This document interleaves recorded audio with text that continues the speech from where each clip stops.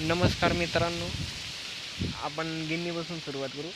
ही गाईला खाण्यासाठी आम्ही गिन्नी तोडत असतो आणि गाईला खायला टाकत असतो किंवा कुट्टी करत असतो त्याची आणि मग गाईला खायला टाकत असतो.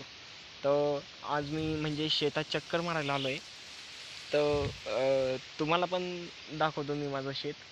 असं असं म्हणजे मला पण खूप आनंद होतो आहे की मी शेतात आलो आहे माझ्या, किंवा मी असं दाखवणार आहे तुम्हाला.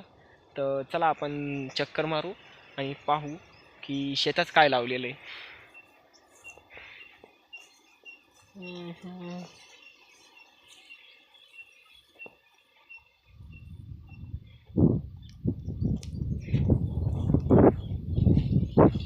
शेतात वेलं लावलेले आहे डांगराचे, पण त्यालाही पाणी नाही आहे.